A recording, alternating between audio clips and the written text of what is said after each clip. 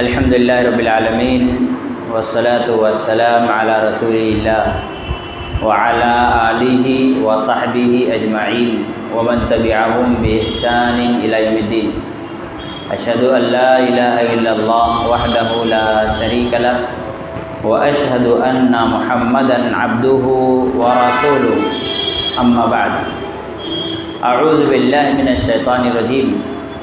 اذا جاءکم فاسق بنبأ فتبینوا ان تصبحوا بجہالۃ۔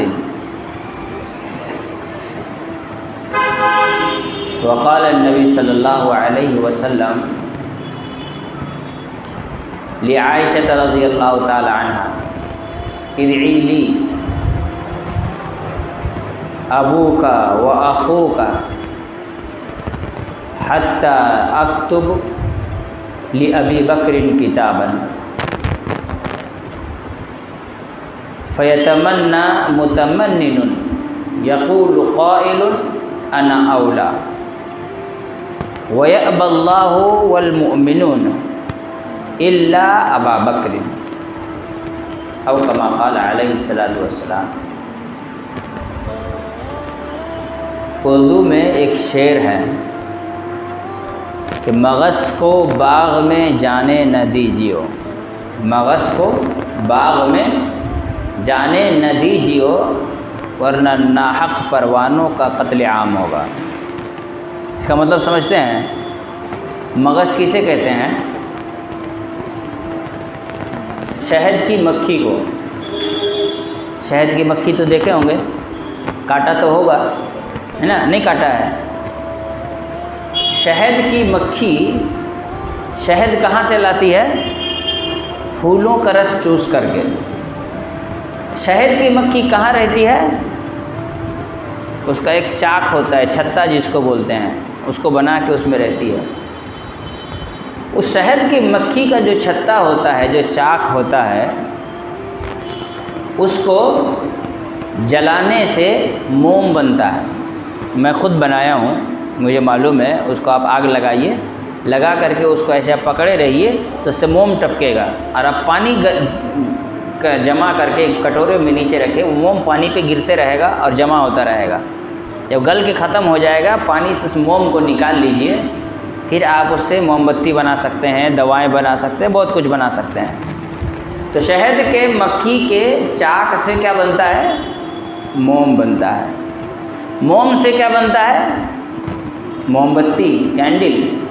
جب اس میں آگ لگاتے ہیں تو جب موم بتی جلتی ہے تو اس کے آزو بازو میں کیا ہوں گے؟ چھوٹے چھوٹے کیڑے آئیں گے، اور وہ کیڑے آگ میں جا کر کیا ہو جاتے ہیں؟ جل جاتے ہیں، جلتے ہیں نا۔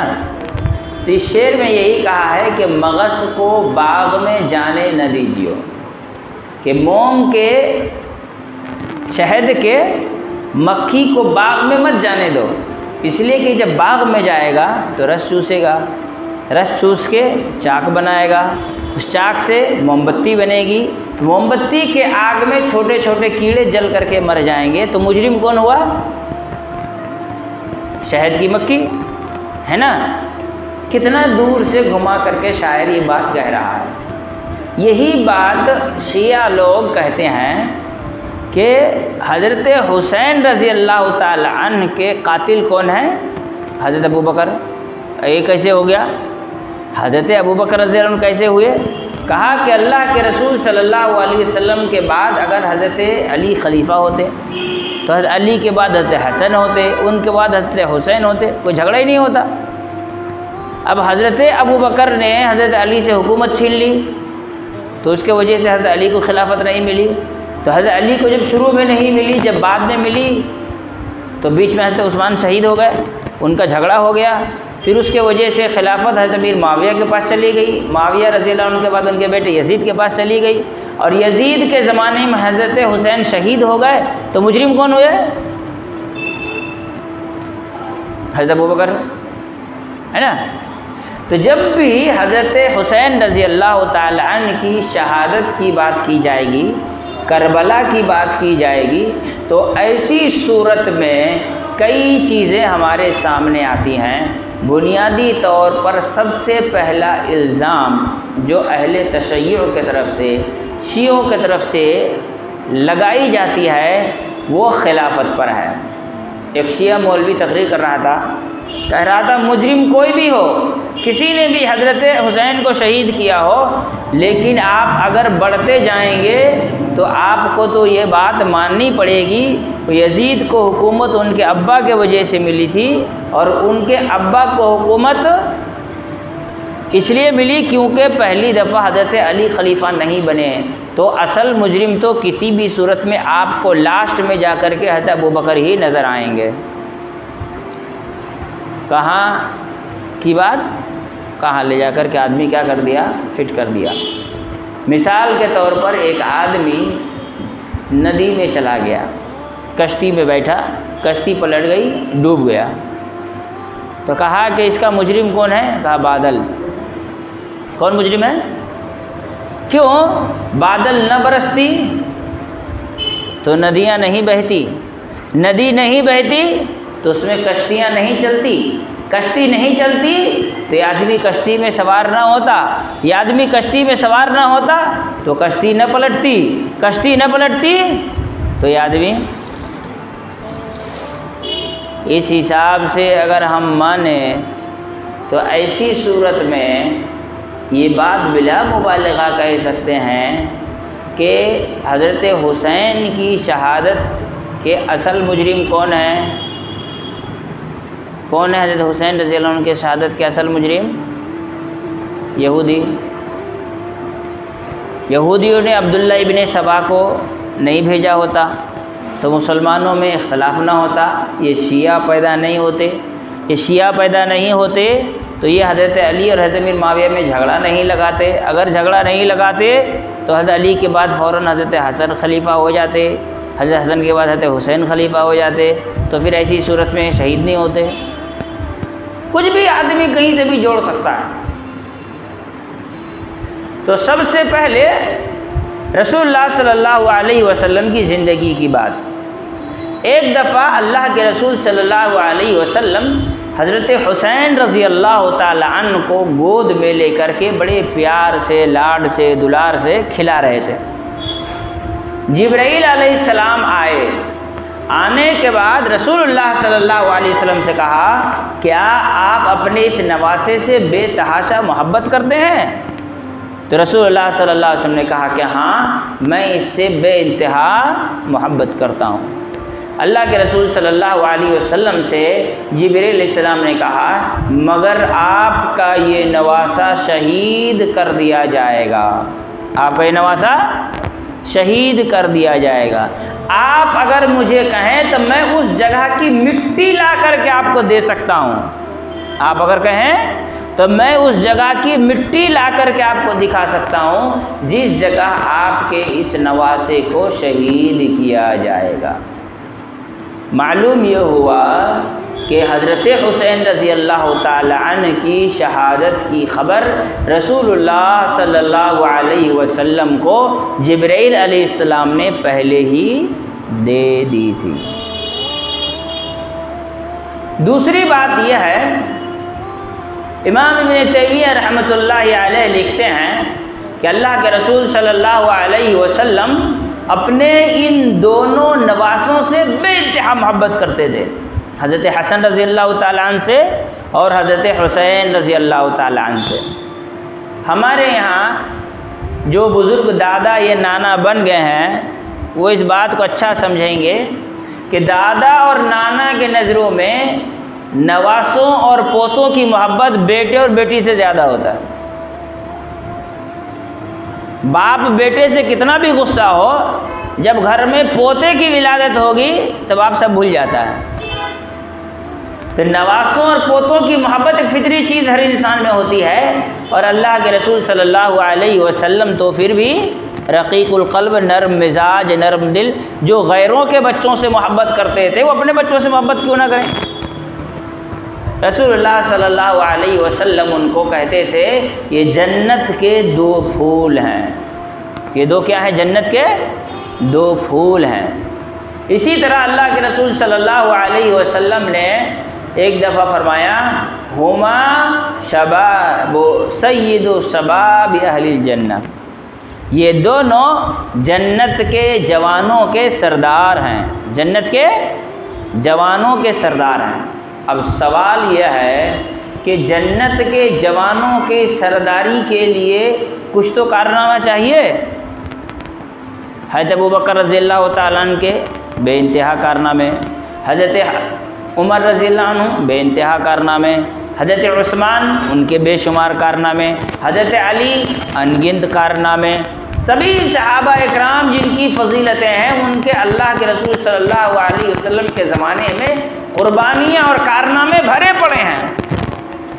اللہ رب العالمین کسی کو جنت کے جوانوں کا سردار بنائے اور ان کی آزمائش نہ ہو، اللہ تعالیٰ ان سے کوئی عظیم کارنامہ نہ لے، یہ کیسے ممکن ہو سکتا ہے؟ چنانچہ ان دو لوگوں سے اللہ تعالیٰ نے دو کارنامے کروائے۔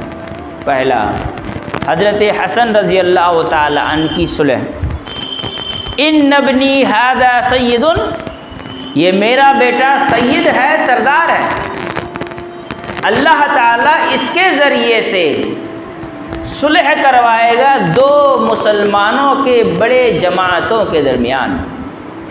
لَيُصْلِحُ اللَّهُ بِهِ بَيْنَ فِئَتَيْنِ مُسْلِمَتَيْنِ عَظِیمَتَيْنِ، دو بڑے مسلمانوں کے گروہوں کے درمیان اللہ رب العالمین اس کے ذریعے سے صلح کروائے گا، جھگڑا رکوائے گا۔ ان کا یہ عمل ان کے جنت میں جانے کا اور جنت کے جوانوں کے سردار بننے کا ذریعہ ہو گیا۔ حضرت حسین رضی اللہ تعالیٰ عنہ کے پاس یہ شرف نہیں رہا، تو اللہ رب العالمین نے انہیں شہادت کا درجہ عطا کیا اور ان کو جنت کے جوانوں کا سردار بنایا۔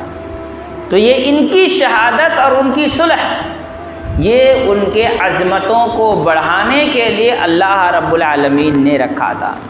لہذا جس چیز کو اللہ رب العالمین نے حسین رضی اللہ تعالی عنہ کے جنت میں جانے کا ذریعہ بنایا، ان کے لیے جنت کے جوانوں کے سرداری کا ذریعہ بنایا، ان کے لیے رفعت و منزلت کا ذریعہ بنایا، اس چیز پر لوگوں کا ماتم کرنا در حقیقت اللہ رب العالمین کے اس اصول کو نہ سمجھنا ہے، جس میں اللہ رب العالمین نے جنت میں لے جانے کے لیے ایک عظیم چیز ان کے ساتھ رکھا۔ اب سوچئے، اگر یہ اختلافات نہیں ہوتے، حضرت حسن رضی اللہ تعالیٰ عنہ صلح نہیں کر سکتے، تو یہ ان کو عظیم مرتبہ کہاں سے ملتا؟ ہر چیز میں یہ ساری چیزیں ہیں۔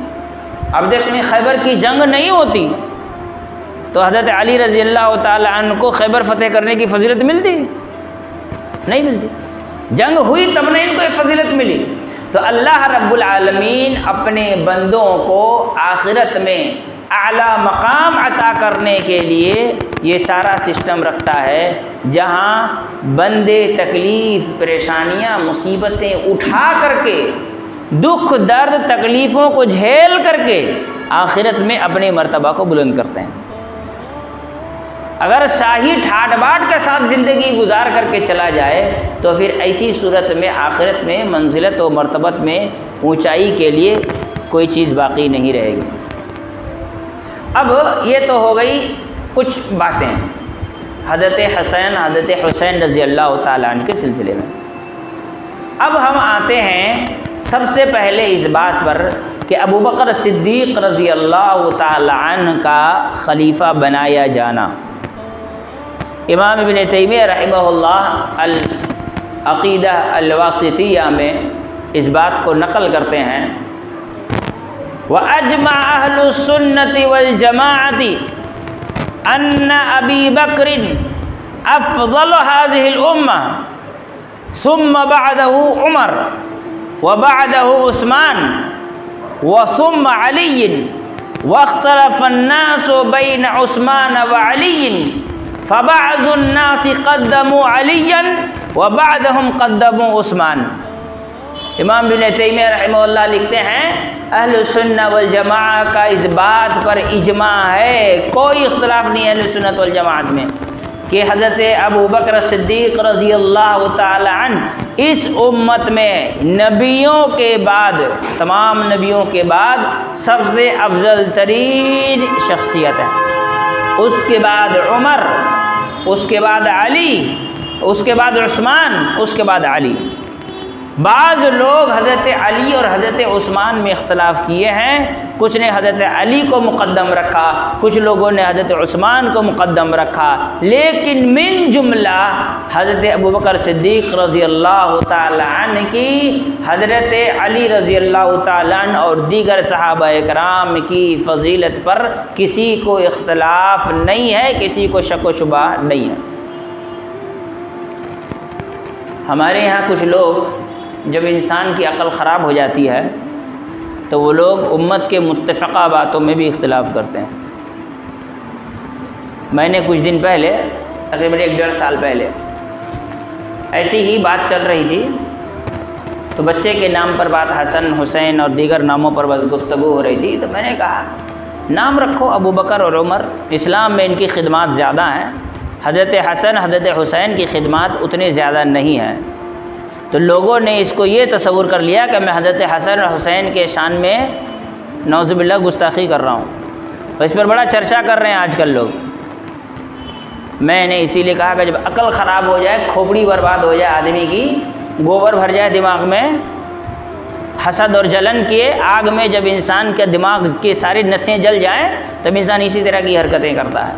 امام ابن تیمیہ رحمہ اللہ نے لکھا کہ امت کا اس بات پر اجماع ہے کہ اس امت میں سب سے افضل ترین شخصیت کس کی ہے؟ ابو بکر صدیق رضی اللہ تعالیٰ عنہ کی ہے۔ چنانچہ متفقہ اور صحیح حدیث، اللہ کے رسول صلی اللہ علیہ وسلم جب بیمار ہوئے انتقال کے وقت، تو ایسی صورت میں اللہ کے رسول صلی اللہ علیہ وسلم، رسول اللہ صلی اللہ علیہ وسلم نے کہا کہ جتنے بھی لوگوں کے دروازے ہیں سارے کے سارے دروازے کیا کر دیا جائے؟ بند کر دیا جائے۔ جتنے بھی دروازے ہیں صرف ایک دروازہ کھلا رہنا چاہیے۔ کتنا دروازہ؟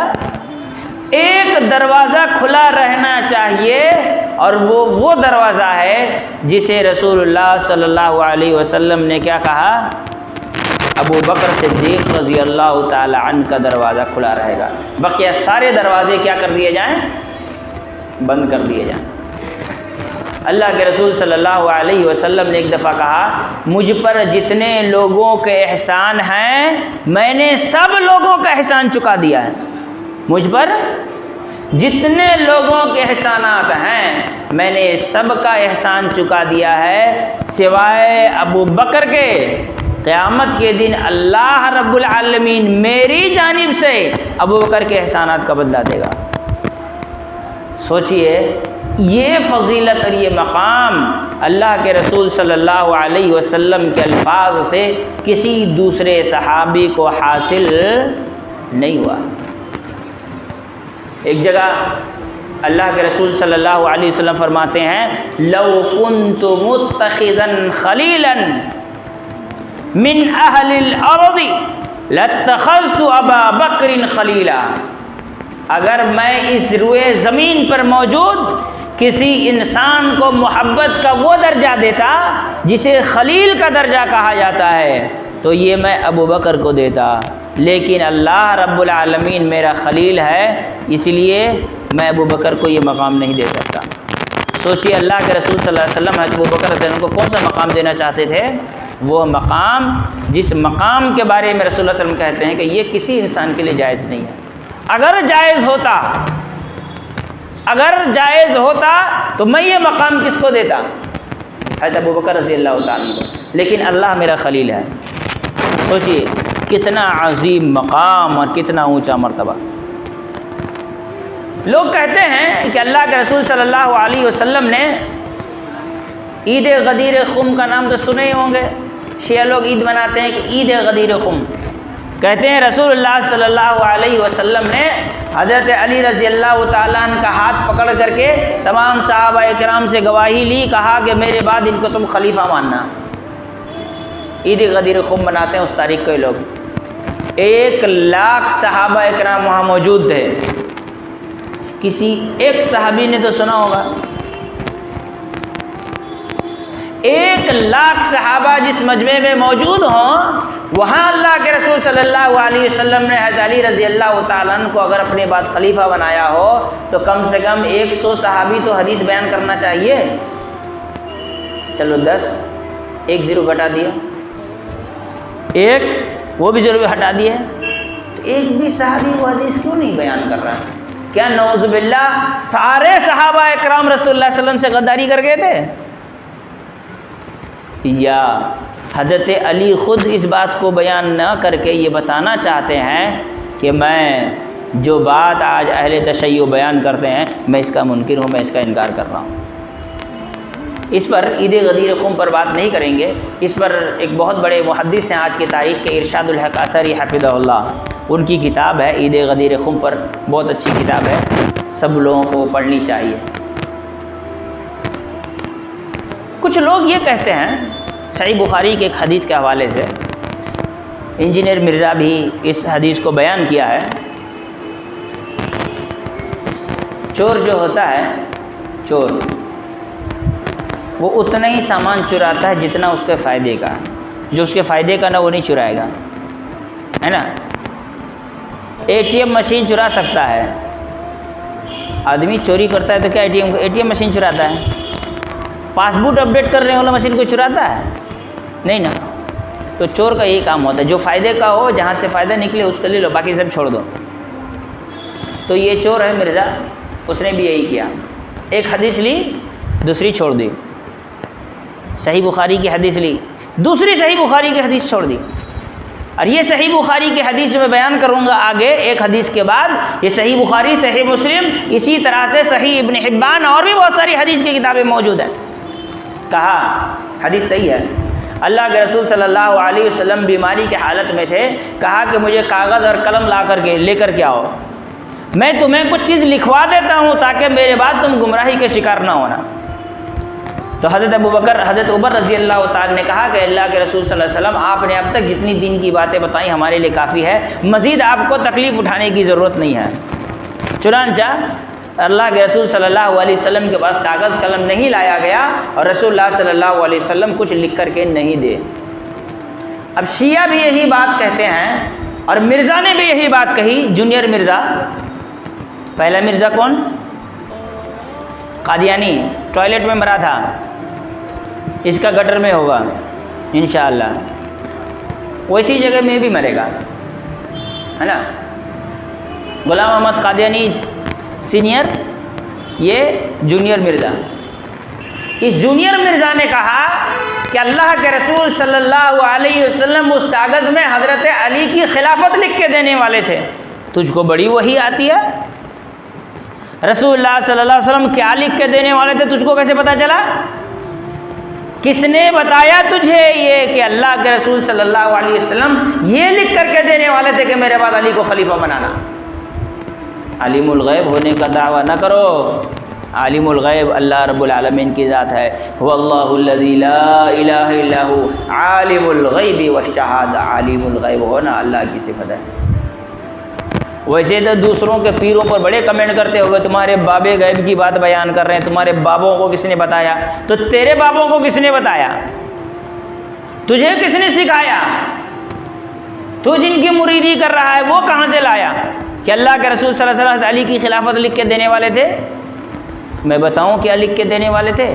میں بتا رہا ہوں، یہ رسول اللہ صلی اللہ علیہ وسلم نے خود کہا، صحیح بخاری، صحیح مسلم، صحیح ابن حبان اور متعدد احادیث کی کتاب میں الگ الگ الفاظ کے ساتھ رسول اللہ صلی اللہ علیہ وسلم لکھ کے کیا دینا چاہتے تھے۔ حضرت عائشہ رضی اللہ تعالی عنہا کہتی ہیں کہ رسول اللہ صلی اللہ علیہ وسلم میرے پاس تشریف لائے، وقال، اور کہا، ادعی لی ابوک و اخاک، تم اپنے بھائی اور اپنے ابا کو بلاؤ۔ ایک دوسری حدیث میں ہے ادعی لی اخوک عبد الرحمن، تم اپنے بھائی عبد الرحمن کو بلاؤ. یہ حضرت ابوبکر رضی اللہ عنہ کے سب سے بڑے بیٹے تھے عبد الرحمن. بلاؤ اپنے باپ کو یا اپنے بھائی کو یا دونوں کو، الگ الگ حدیثوں میں. لِأَكْتُبَ كِتَابًا لِأَبِي بَكْرٍ، تاکہ میں ابو بکر کے لیے وصیت لکھ کر کے دے دوں. اللہ کے رسول صلی اللہ علیہ وسلم لکھ کے کیا دینا چاہتے تھے؟ یہ حدیث اس حدیث سے سب سے زیادہ قریب ہے، اس کے علاوہ کوئی حدیث نہیں ہے پورے ذخیرے حدیث میں. یہی ایک حدیث رسول اللہ صلی اللہ علیہ وسلم لکھ کے دینا چاہتے ہیں. کیا؟ لِأَكْتُبَ لِأَبِي بَكْرٍ كِتَابًا، تاکہ میں ابو بکر کے لیے ایک وصیت نامہ لکھ کر کے دے دوں. فَيَتَمَنَّى مُتَمَنِّنٌ، کہیں ایسا نہ ہو کہ کوئی تمنا کرنے والا تمنا کرے، خواہش کرنے والا خواہش کرے. خواہشوں میں آدمی آ کر کہے وَيَقُولُ قَائِلٌ، اور کہنے والا کہے انا اولا، کہ میں زیادہ مستحق ہوں. وَيَأْبَى اللَّهُ وَالْمُؤْمِنُونَ إِلَّا أَبَا بَكْرٍ، اور اللہ اور مؤمنین ابو بکر کے علاوہ سب کا انکار کر دیے ہیں. کس سے؟ خلافت سے. وَيَأْبَى اللَّهُ، اللہ نے، والمؤمنون، اور مؤمنین نے کس سے انکار کیا ہے؟ ابو بکر کے علاوہ کسی کی بھی حکومت سے انکار کیا. یہ رسول اللہ صلی اللہ علیہ وسلم نے فرمایا. صحیح بخاری میں موجود، صحیح مسلم میں موجود، صحیح ابن حبان میں موجود. ایک دوسری روایت میں اللہ کے رسول صلی اللہ علیہ وسلم کے بارے میں ایک اور حدیث آتی ہے. رسول اللہ صلی اللہ علیہ وسلم نے فرمایا وَمَعَاذَ اللَّهُ، کیا کہا؟ وَمَعَاذَ اللَّهُ، اور میں اللہ کی پناہ چاہتا ہوں. أَن يَخْتَلِفَ النَّاسُ، کہ لوگ کیا کریں؟ اختلاف کریں. میں اللہ کی پناہ چاہتا ہوں. کس سے؟ لوگوں کے اختلاف سے. فی ابی بکر، کہ وہ ابو بکر کے خلافت میں اختلاف کریں، اس سے میں اللہ کی پناہ چاہتا ہوں. واضح حدیث، کلیئر، بالکل واضح. اللہ کے رسول صلی اللہ علیہ وسلم کے بارے میں ایک حدیث، دخل علی رسول اللہ صلی اللہ علیہ وسلم، رسول اللہ صلی اللہ علیہ وسلم فیما بدیا، جب رسول اللہ صلی اللہ علیہ وسلم کی بیماری کی ابتدا ہوئی تو رسول اللہ صلی اللہ علیہ وسلم میرے پاس آئے. ایک چوتھی حدیث میں یہ الفاظ موجود ہیں. اور آ کر کے مجھ سے کہا کہ بلاؤ اپنے بھائی کو، اپنے ابا کو، میں ان کے بارے میں ایک وصیت نامہ لکھ کر کے دیتا ہوں، نہیں تو بعد میں تمنا کرنے والا تمنا کرے گا اور کہے گا کہ میں خلافت کا زیادہ مستحق ہوں، جبکہ اللہ نے اور مومنین نے ابو بکر کے علاوہ کسی اور کی حکومت کو تسلیم کرنے سے انکار کر دیا ہے. اور پھر کیا کہا؟ میں اللہ کی پناہ چاہتا ہوں کہ لوگ ابو بکر کی خلافت میں اختلاف کریں. جس چیز سے رسول اللہ نے اللہ کی پناہ مانگی، جس چیز سے اللہ نے انکار کیا، وَيَأْبَى اللَّهُ، اللہ نے انکار کر دیا، وَالْمُؤْمِنُونَ، مؤمنین نے انکار کیا. اس متفقہ مسئلے کو جو صحیح بخاری، صحیح مسلم، صحیح ابن حبان اور دوسری بہت ساری احادیث کے کتاب میں حدیثیں موجود ہیں، اس کا انکار کرتے ہوئے ایک ایسی روایت بیان کرنا جو صحیح اور درست نہیں ہے. اسی لیے مرزا نے ایک جگہ، انجینئر مرزا نے کہا، کیا کہا کہ حضرت علی رضی اللہ تعالیٰ عنہ جب خلیفہ ہوئے تو سب سے صحیح اور درست طریقے سے خلیفہ متعین کیے گئے، فل ڈیموکریٹک وے میں خلیفہ متعین کیے گئے. سوال یہ ہے کہ حضرت ابو بکر کیا اسلام کے طور طریقے کے خلاف خلیفہ متعین ہوئے تھے؟ کیا حضرت ابو بکر رضی اللہ تعالیٰ عنہ ناحق خلافت کے عہدے پر کھڑے ہو گئے تھے؟ اللہ کے رسول صلی اللہ علیہ وسلم بیمار ہوئے 5 دن پہلے، انتقال سے 5 دن پہلے کا واقعہ. عشاء کی نماز کے لیے آنا چاہ رہے، 5 دن یا 3 دن 2 دن جو بھی رہا ہو، کھڑے ہو رہے ہیں نماز پڑھانے کے لیے، بے ہوش ہو جا رہے ہیں. کئی بار بے ہوش ہوئے. پھر اللہ کے رسول صلی اللہ علیہ وسلم دیکھے کہ صحابہ نماز کے لیے انتظار کر رہے ہیں، تو ایسی صورت میں اللہ کے رسول صلی اللہ علیہ وسلم نے کہا مرو ابا بکر ان یصلی بالناس، میرے چاچا عباس آپ کو مقتدی بننا ہے، میرے بھائی عبداللہ ابن عباس تمہیں بھی مقتدی بننا ہے، میرے داماد عثمان تمہیں بھی مقتدی بننا ہے، میرے سسر عمر تمہیں بھی مقتدی بننا ہے، میرے بھائی اور میرے جب داماد علی تمہیں بھی مقتدی بننا ہے، امام بننے کا حق اگر میں نے کسی کو دیا ہے تو مروا ابا بکر ان یصلی بالناس، وہ ابو بکر کو دیا ہے کہ وہی نماز پڑھائے گا۔ میرے جیتے جی میرے مصلی پر اگر کوئی کھڑا ہو سکتا ہے تو ابو بکر کھڑا ہو سکتا ہے۔ ہمارے یہاں لوگ حضرت ابو بکر کی خلافت کو تسلیم نہیں کرتے۔ اذان ہوتی ہے، اشہد ان لا الہ الا اللہ، اشہد ان محمد رسول اللہ، اشہد ان علی ولی اللہ ووصی اللہ وخلیفۃ بلا فصل۔ یہ شیعوں کی اذان ہے۔ یہ کس کی اذان ہے؟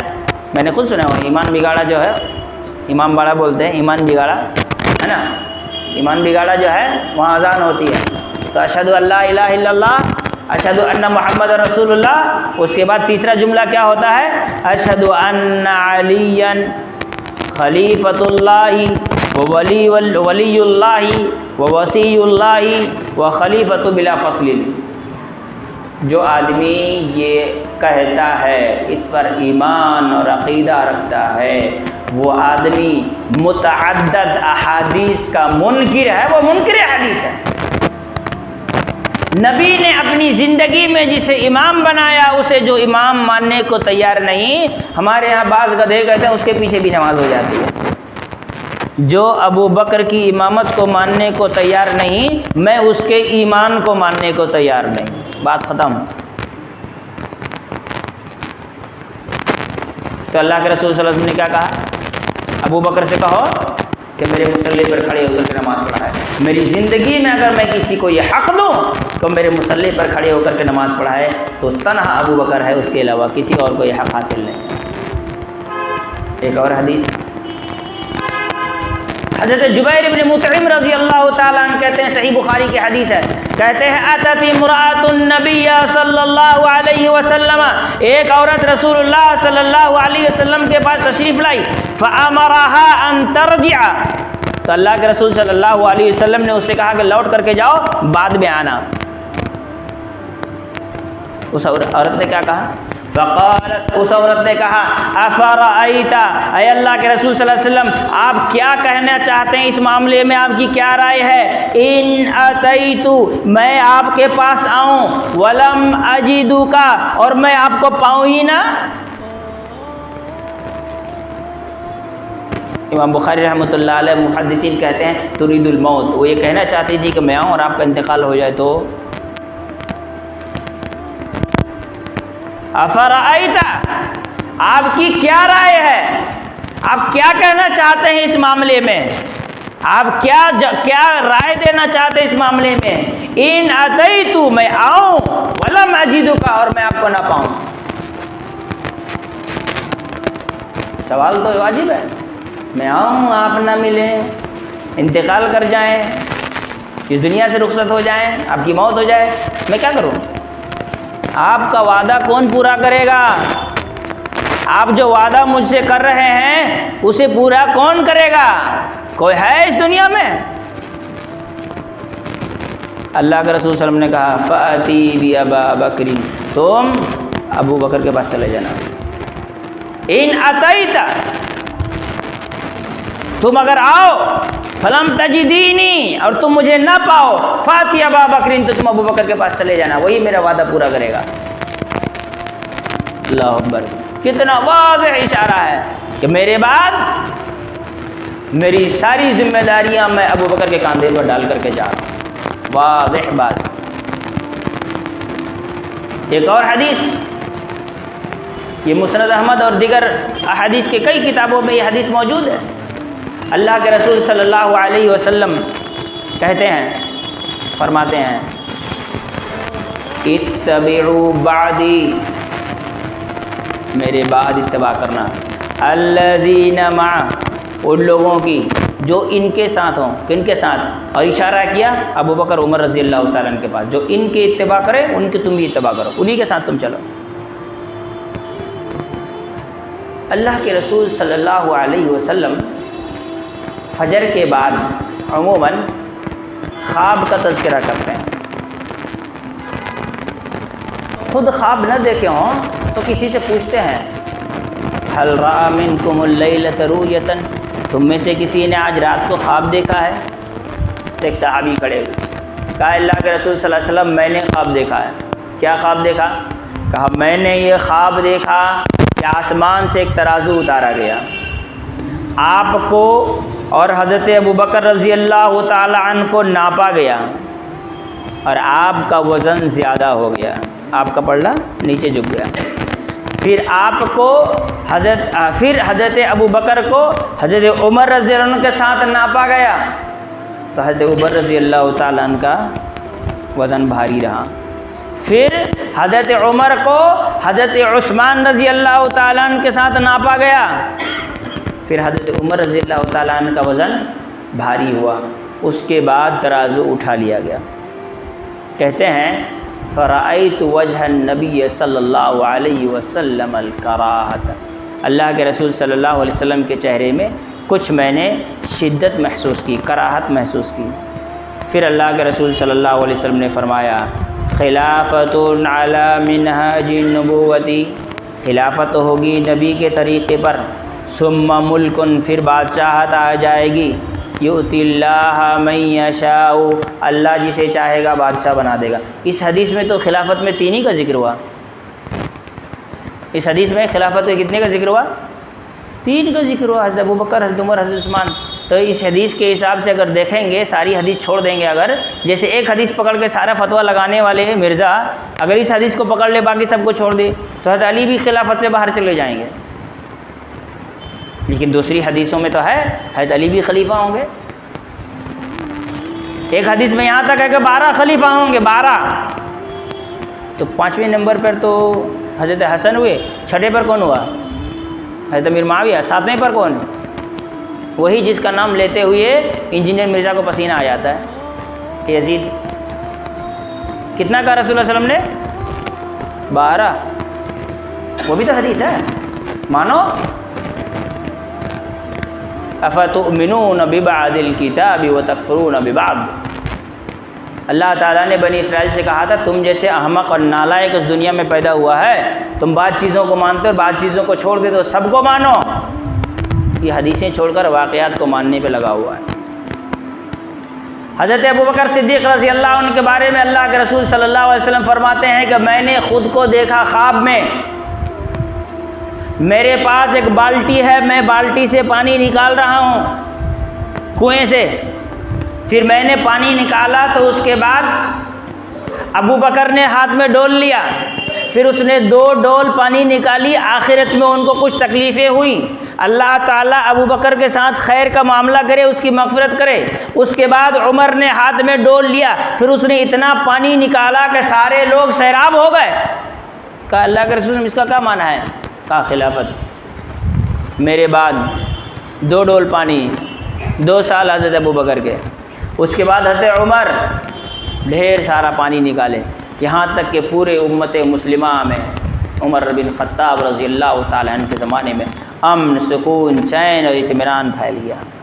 اسلام کے بڑے بڑے دشمن نیست و نابود کر دیے گئے، ان کی حکومتیں اکھاڑ کر کے پھینک دی گئی۔ یہی اللہ کے رسول صلی اللہ علیہ وسلم نے فرمایا۔ خلافت اللہ کے رسول صلی اللہ علیہ وسلم کے بعد کس کی؟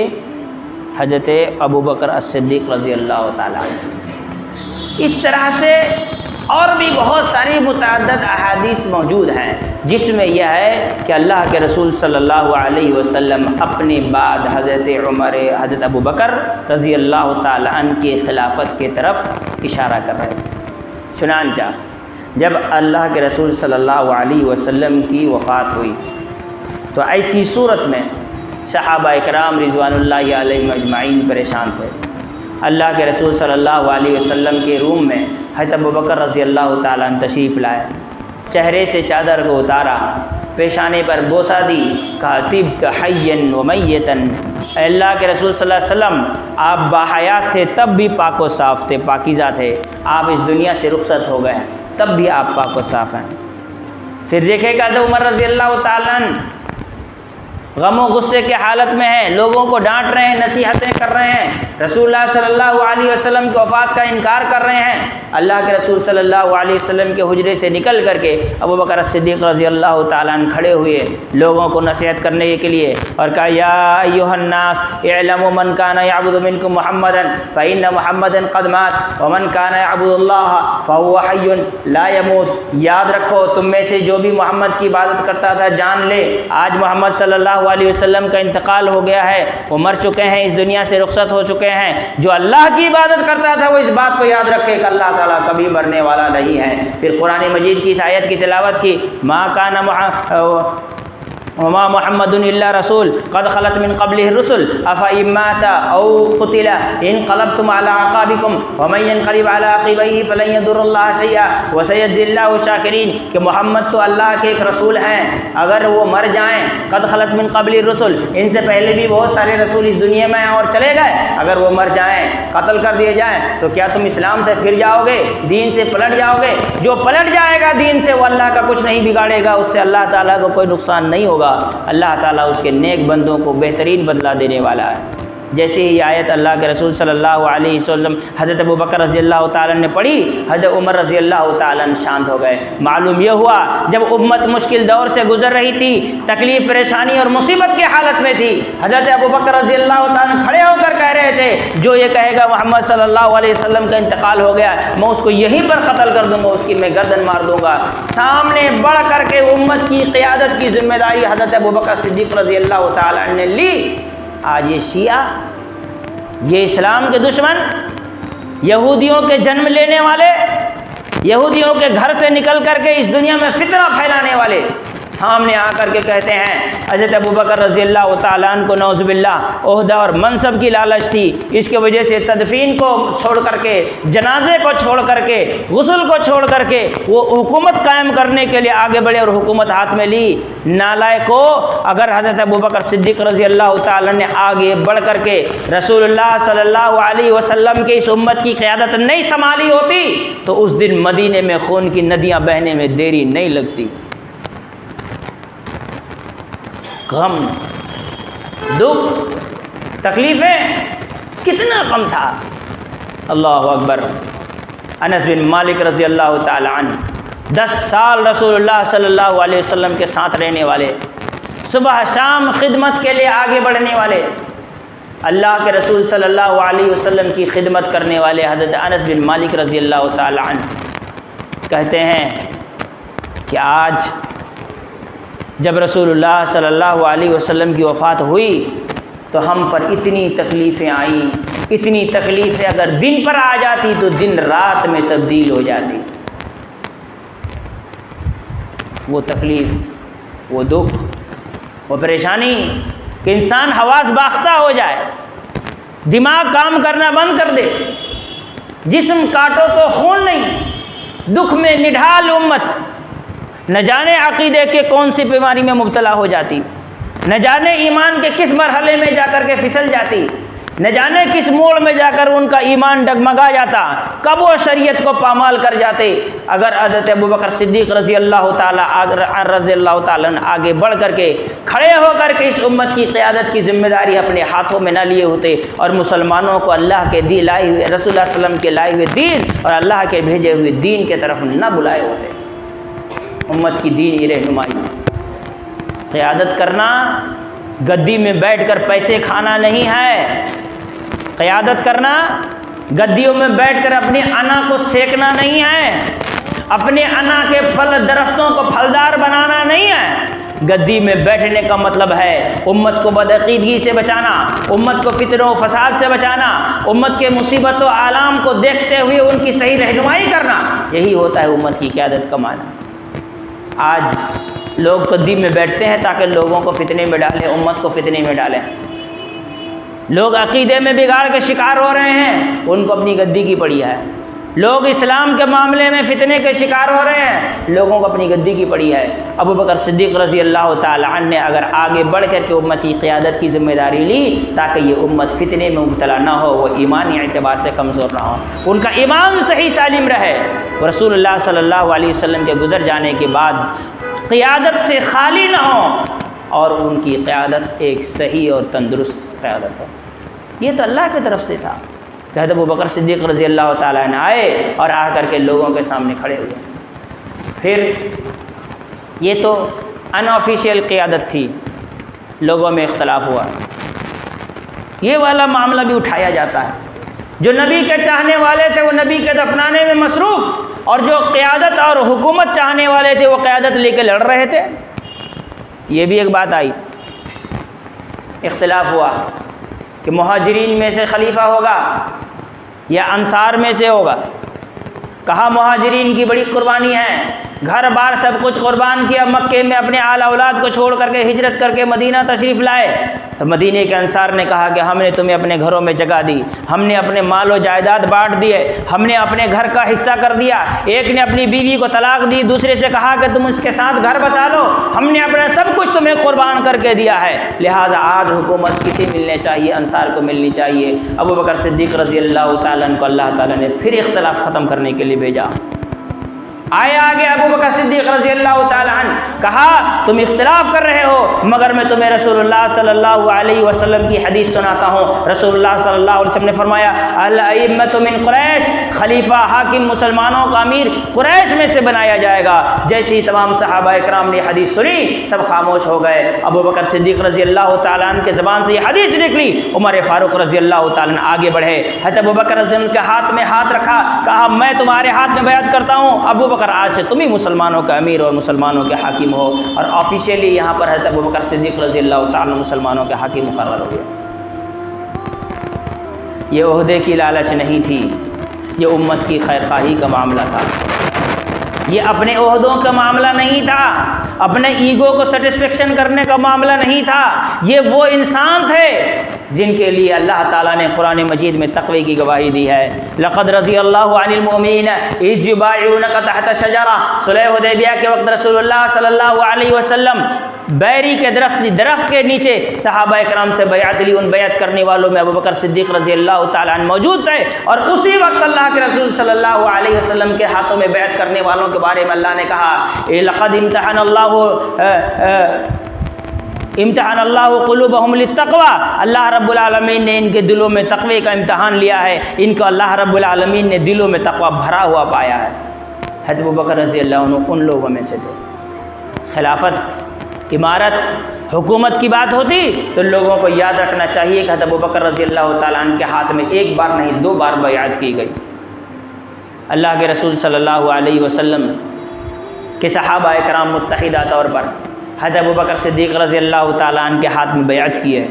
وہ امیر المومنین خلیفۃ الرسول متعین کیے گئے، خلیفۃ المسلمین نہیں کہنا چاہیے، خلیفۃ الرسول، رسول کے جگہ جانشین قائم ہے، خلیفۃ الرسول متعین کیے گئے، کھڑے ہوئے، امت کی قیادت کی۔ رسول اللہ صلی اللہ علیہ وسلم کی تجہیز و تکفین کا معاملہ پیش آیا۔ متعدد احادیث میں اس بات کا ذکر ملتا ہے سیرت کی کتابوں میں، جب سارا معاملہ حل ہو گیا حضرت ابوبکر صدیق رضی اللہ عنہ نے لوگوں کو بلا کر کے کہا میں اپنی خلافت سے دستبردار ہوتا ہوں، تم میں سے جو اچھا آدمی ہو، جو بہتر ہو، جس کو تم مستحق سمجھتے ہو تم اسے اپنا خلیفہ بنا لو۔ میں تو ایک مصیبت کے ٹائم کیا ہوتا ہے جب کبھی آدمی کسی مشکل ٹائم میں ہوتا ہے، کوئی مشکل معاملہ ہوتا ہے تو ٹیمپروری کچھ کام کیا جاتا ہے ایمرجنسی طور پر، ہے نا۔ جیسے ہمارے دیش میں پردھان منتری کی حالت میں مر جائیں تو اس کے جگہ میں ایک دوسرے آدمی کو پردھان منتری بنایا جاتا ہے جب تک کہ کسی کا انتخاب نہ ہو، تو اس کو کیا کہا جاتا ہے؟ Acting prime minister. کیا کہا جاتا ہے؟ ایکٹنگ پرائم منسٹر، ہے نا۔ ہندوستان میں ایک ایکٹنگ پرائم منسٹر تھے، گلزاری لال نندا، یہ 2 مرتبہ ایکٹنگ پرائم منسٹر بنے تھے۔ ایک 1964 میں جب نہرو کا انتقال ہو گیا تھا، نہرو جب مرا تھا، پردھان منتری رہتے ہوئے مر گیا، تو راتوں رات گلزاری لال نندا کو کیا بنایا گیا؟ ایکٹنگ پرائم منسٹر بنایا گیا۔ اور پھر پردھان منتری رہتے ہوئے ہی ایک اور آدمی کا انتقال کی موت ہوئی، لال بہادر شاستری کا، تو اس ٹائم بھی گلزاری لال نندا دوبارہ ایکٹنگ پرائم منسٹر بنے تھے۔ اندرا گاندھی کے ٹائم خیر دقت نہیں ہوئی تھی، فوراً راجیو گاندھی کو بنا دیا گیا تھا۔ خیر میں دوسری ہسٹری میں چلا گیا، عادت خراب ہے نا ہسٹری والی، ہاں تو ایکٹنگ پرائم منسٹر ہوتا ہے جو ضرورت پڑنے پر. تو حضرت ابوبکر رضی اللہ تعالیٰ نے کہا کہ یہ مشکل گھڑی تھی، کوئی تھا نہیں، آگے بڑھ کر کے میں نے قیادت سنبھالی، اب معاملہ حل ہو گیا ہے، تو اب ایسا کرو کہ تم لوگ کسی دوسرے آدمی کو اپنا امیر المومنین متعین کر لو، میں خلافت سے دستبردار ہوتا ہوں. حضرت ابوبکر رضی اللہ تعالیٰ نے جیسے کہا، حضرت عمر رضی اللہ عنہ نے کہا کہ آپ کے ہاتھ پہ ہم بیعت کرتے ہیں، ہم آپ کے علاوہ کسی اور کو امیر المومنین نہیں بنائیں گے. رسول اللہ صلی اللہ علیہ وسلم نے کہا وَيَأْبَى اللَّهُ وَالْمُؤْمِنِينَ إِلَّا أَبَا بَكْرٍ، اللہ اور مومنین نے ابو بکر کے علاوہ کسی اور کو تسلیم کرنے سے انکار کر دیا. اس کی جیتی جاگتی تفسیر حضرت عمر رضی اللہ تعالیٰ نے پیش کر دی. کہا کہ نہیں، آپ ہی امیر المومنین رہیں گے، آپ کے سوا کسی کا ہاتھ میں ہم لوگ بیعت کر کے کسی کو امیر المومنین تسلیم نہیں کریں گے. صحیح مسلم جلد ثانی میں ایک حدیث، اللہ کے رسول صلی اللہ علیہ وسلم جب بیمار تھے، یہ حدیث کا جو ٹکڑا ہے یہ دوسری حدیث میں ہے، صحیح مسلم والی بعد میں بتاتا ہوں. تو حضرت فاطمہ رضی اللہ تعالی عنہ آئیں، رسول اللہ صلی اللہ علیہ وسلم نے ان کے کان میں کچھ کہا، وہ رونے لگی. پھر رسول اللہ علیہ وسلم نے کچھ کہا، وہ ہنسنے لگی. رسول اللہ صلی اللہ علیہ وسلم کے انتقال کے بعد حضرت فاطمہ رضی اللہ تعالی عنہ نے کہا کہ رسول اللہ صلی اللہ علیہ وسلم سے جب میں ملی تھی تو پہلے دفعہ میرے کان میں کہا کہ میں بہت جلد اب اس دنیا سے رخصت ہونے والا ہوں، تو میں رونے لگی. پھر رسول اللہ صلی اللہ علیہ وسلم نے کہا کہ تم بہت زیادہ دن رہو گے نہیں، میرے بعد تم بھی آ جاؤ گے بہت جلدی، تو ہنسنے لگی تھی. تو رسول اللہ صلی اللہ علیہ وسلم کے انتقال کے تقریباً 6 مہینے کے اندر اندر حضرت فاطمہ رضی اللہ تعالیٰ عنہ کا انتقال ہو گیا. اب حضرت فاطمہ رضی اللہ تعالی عنہ کے انتقال کے کچھ دن کے بعد حضرت علی رضی اللہ تعالی عنہ نے، صحیح مسلم جلد ثانی کی یہ حدیث ہے، حضرت ابوبکر رضی اللہ تعالی عنہ کو مسجد نبوی میں بلایا. مدینے میں موجود تمام صحابہ اکرام کو دوبارہ بلایا مسجد نبوی میں، اور پھر حضرت علی رضی اللہ تعالی نے ابوبکر صدیق رضی اللہ تعالی عنہ کے ہاتھ میں پھر بیعت کی، پھر سے بیعت کی، اور کہا لوگ یہ نہ تصور کریں کہ میں خلافت کا دعوے دار ہوں، کوئی میرے بارے میں غلط فکر اپنے دل میں نہ رکھنا کہ میں اس کا چہیتا ہوں. اسی لیے میں دوبارہ حضرت ابوبکر رضی اللہ عنہ کے ہاتھ میں بیعت کر رہا ہوں، تاکہ تمہیں معلوم ہو کہ میں حضرت ابوبکر رضی اللہ تعالی عنہ کا ایک وفادار اور ایک جانثار اور ایک نہایت ہی چہیتا سپاہی ہوں. میں ان کے طرف سے ہوں، میں ان کے مد مقابل خلافت کے دعوے دار نہیں ہوں. اب سوچئے، حضرت علی رضی اللہ تعالیٰ نے خود اپروچ کر رہے ہیں، بلا رہے ہیں، بیعت کر رہے ہیں، اور بتا رہے ہیں امت کو کہ یہ غلط فہمی میں مت رہنا کہ میں خلافت کا دعوے دار ہوں، میں تو حضرت ابوبکر رضی اللہ تعالیٰ عنہ کا وفادار انسان ہوں. ایک بات آپ کو بتاؤں، ہمیشہ ہم لوگ ہسٹری پڑھتے ہیں، ہسٹری وداؤٹ پولیٹکس کچھ نہیں ہے. ہسٹری وداؤٹ پولیٹکس کچھ نہیں ہے. ہسٹری تبھی یاد رہے گی، یہ ہسٹری تبھی سمجھ پائیے گا جب آپ کو پولیٹکس سمجھ میں آئے. بہت سارے لوگ بولتے ہیں ہسٹری پڑھنے میں مزہ نہیں آتا ہے، اس لیے کہ انہیں سیاست کی سمجھ نہیں ہے. سمجھ ہوتی نا تو ہسٹری پڑھنے میں مزہ بہت آتا سیاست کی. آپ حضرت ابوبکر رضی اللہ تعالیٰ عنہ کا دور خلافت کو دیکھیں. حضرت ابوبکر رضی اللہ تعالیٰ عنہ کے دور خلافت میں جو بڑے بڑے ڈیسیجنز حضرت ابوبکر رضی اللہ تعالیٰ عنہ نے لیا، یہ ڈیسیزن کسی دوسرے کے دماغ میں آیا ہی نہیں تھا. اگر اس جگہ حضرت ابوبکر کے علاوہ کوئی دوسرا خلیفہ ہوتا تو مصیبت کتنی بڑی ہوتی، اس کو کوئی سمجھ نہیں سکتا ہے. مدینے میں رسول اللہ صلی اللہ علیہ وسلم حضرت اسامہ بن زید رضی اللہ تعالیٰ عنہ کی قیادت میں ایک گروپ بھیجتے ہیں، جاؤ جہاد کرنے کے لیے. راستے میں ان کو پتہ چلا رسول اللہ صلی اللہ علیہ وسلم بیمار ہیں، واپس آ گئے. رسول اللہ صلی اللہ علیہ وسلم نے ایک حکم دیا، اسے پورا کرنا ہے. حضرت ابوبکر رضی اللہ تعالیٰ عنہ مدینے میں خلافت اپنے ہاتھوں میں لیے ہوئے ہیں. ایک جھوٹے نبی سے مقابلہ کرنے کے لیے ایک ٹیم کو رسول اللہ صلی اللہ علیہ وسلم نے بھیجا تھا، وہ ٹیم ابھی مشن کمپلیٹ نہیں کر سکی ہے، اسے کام پر لگانا ہے. دوسرا، مدینے کے باہر کے یہودیوں نے مدینے پر حملہ کر دیا ہے، 2 مصیبت. تیسرا، کچھ لوگوں نے کہا، بدوؤں نے، دیہاتیوں نے، ہم زکوٰۃ نہیں دیں گے، زکوٰۃ اب واجب نہیں ہوگا، زکوٰۃ کا وجوب ختم ہو رہا ہے، ہم زکوٰۃ نہیں دیں گے. تین بڑی مصیبتیں کھڑی ہوئی. ابو بکر صدیق رضی اللہ تعالی عنہ نے جو اسامہ بن زید رضی اللہ عنہ سے کہا کہ رسول اللہ صلی اللہ علیہ وسلم نے جس کام کے لیے تم کو بھیجا تھا جاؤ وہ کام کرو۔ ایک صحابی عمر بن خطاب رضی اللہ